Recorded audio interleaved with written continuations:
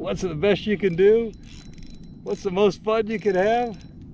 Well, it's when you're reconning a new spot and you get a good hit. It's a dilemma, admit it.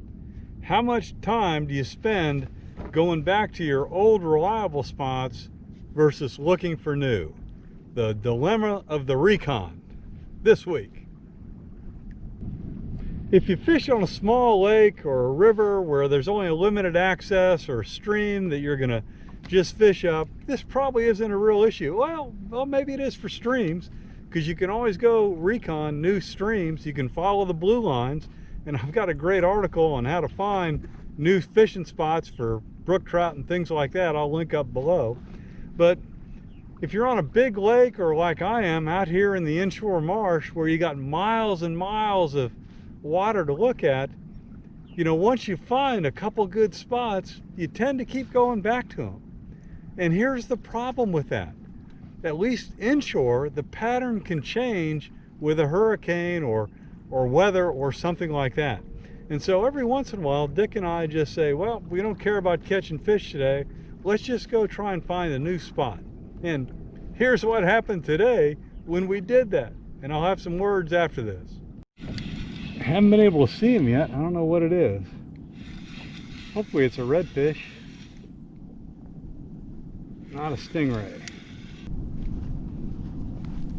Wow, this guy's a tough fighter. Oh, he's headed out to sea.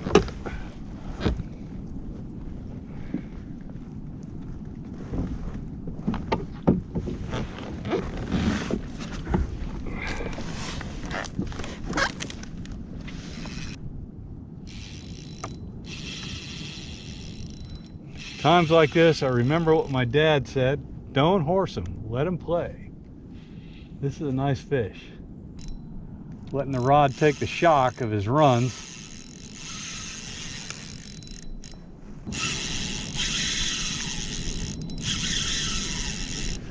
He's running around the corner over there.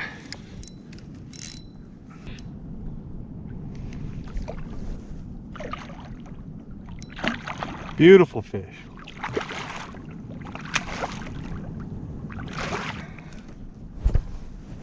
Got him. All right. Recon of a new spot. Catch a nice fish. Can't get a better day than this. Let's check him out. That is a huge fish. I need to measure this guy. He might be over slot.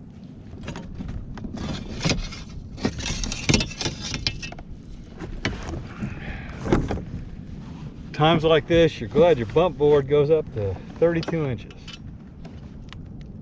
Let's check him out. That is a beautiful fish.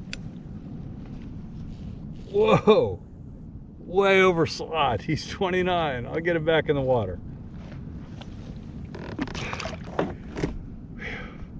So that is why you need to check out new spots. That is a one sweet fish. Well, let me get a quick picture and then get him back. There might be his sister out here or his brother. So that new spot worked out great. I don't know about you guys, but we give every spot its own name, and that's now going to be called, I don't know, Choke Point 1, because it's a little beyond another terrain feature we call the choke point. We've also got Crabber Cove and Crabber 2 and Hot Bank 1 and Hot Bank 2. Anyway, you get the idea. So anyway, that was a good spot. And what we did is, we know that at high tide, that's when I was fishing. You know, the reds tend to go into a cove. So we were just fishing cove after cove after cove until I caught that nice 29-incher. Now it's on the falling tide, and Dick's sitting over at our normal hot spot right now. But I decided to recon farther out.